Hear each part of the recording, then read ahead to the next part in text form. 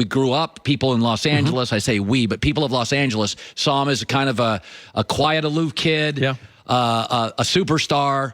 He was the closest thing to Michael Jordan cool, but he was LA's. Yes. And there was a sense of, in Los Angeles, he was the coolest guy in the league, and he was LA's. And it was personal yesterday. Yes, it was intimate. For a place that was holding 20,000 people, you felt like everybody was connected, and it was everybody was friends. Everybody was there obviously for the same reason. I had a fan say to me walking in, he goes, like, people don't know. Like, LA knows. Like, LA knows Kobe. Because Kobe was LA's. Yes. Michael was for all of us. Between the Spike Lee commercials, the McDonald's commercials, the Pistons rivalries, I always felt collectively Michael was ours. We were all sharing the greatness of Michael, though he played in Chicago. There was a real Laker feel to Kobe Bryant. By the way, you made an interesting observation during the break about what Kobe's ability to do with Michael in the very end.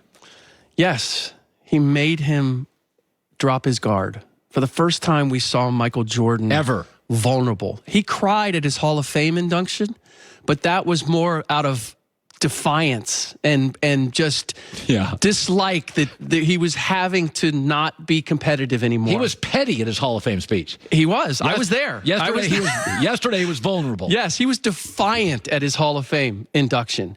This was completely different. He basically said, I want to be a better person because of Kobe Bryant. That's what I'm taking away from my relationship with him. And who would have ever thought that those two would have that kind of relationship, or that's what Michael would get out of their connection? Yeah, it was really touching. Shaq obviously is Shaq. He's always funny.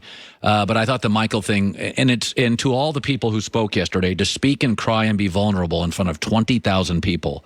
Tremendous. When you have Michael's relentlessness, credit to Michael and credit to everybody who was part of that yesterday. It was heavy, but worthy, and it was I still none of it feels real. Yeah. It is just it doesn't feel real. You know what? It shifted for me because it's still hard for me to imagine that Kobe is not with us anymore. That I'm never going to talk to him again, that I'm never going to text him.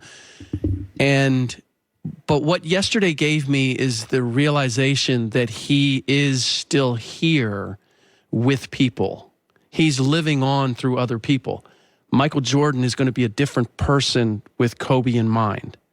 Sabrina Ionesco is going to go on and do what she does, and Kobe's always going to be a part of that. And so I look at that as he's not really gone. He's just in a different place. Yeah, I mean,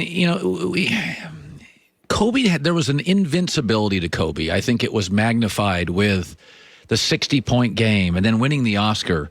He was so accomplished and so driven and so willful that there was a sense of invincibility. And when invincible people pass, it makes me feel more vulnerable. It made me think, man, Kobe. He's got a torn Achilles. He still goes to the free throw line and shoots. He's got a torn ligament in his finger. He's still going to go to the finals. Like, you always just thought he was going to overcome. And again, same fan said it to me. He goes, to me, he was immortal. And I think that's the way people looked at him.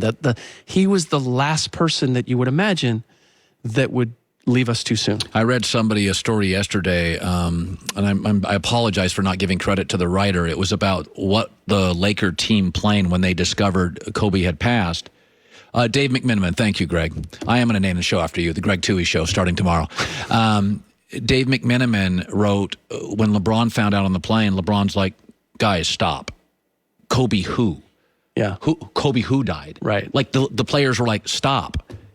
They just couldn't get their arms around it. They couldn't wrap their brains about it. When somebody invincible passes, it makes all of us feel way more vulnerable. Yeah, but somehow, some way, Kobe is at the top of that list. At the age that he was, 41, you just saw him coming into full bloom as a parent. It's unimaginable. It's just unimaginable. And I think that's what has made it so difficult for everybody to find some resolution. And I still think that that's going on. I mean, at the All-Star game, I had a GM tell me, he goes, all of our players, and he didn't mean his team, he meant all the players in the league, are still devastated by this and trying to wrap their head around it. Yeah, for the record, LeBron has been pretty remarkable during this. This is heavy, okay? LeBron came to this city, and there was pushback. Sure. Still, I mean, pre-tragedy pushback. And LeBron, no bitterness. It happens. And the next day, the next week, LeBron has to speak to the city of Los Angeles. And half the city didn't want him here. Yeah. There's a certain maturity and moxie and mettle to LeBron. It's you know, I said last year I thought LeBron was distracted.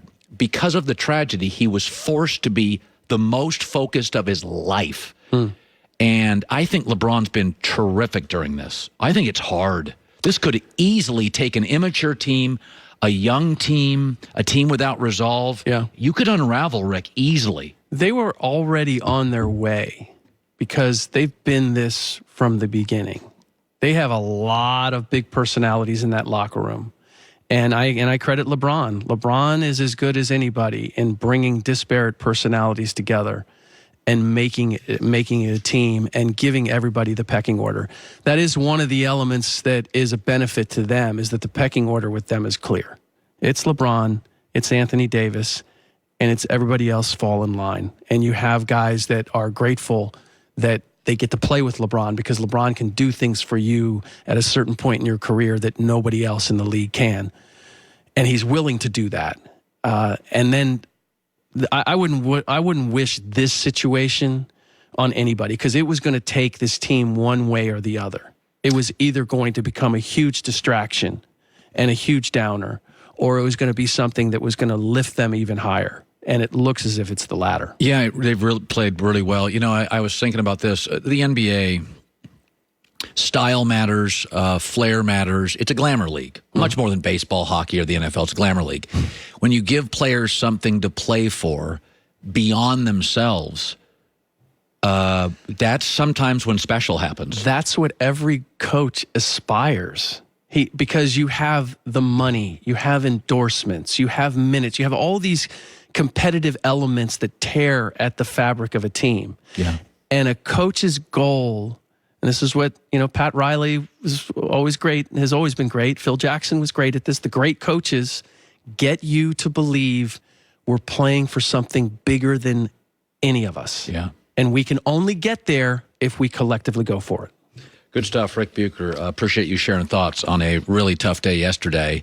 Michelin Endurance XT silicone wiper blades available, real world proven, 2 times longer, available at Walmart. Michelin Endurance XT silicone wiper blades. We are packed. NFL Combine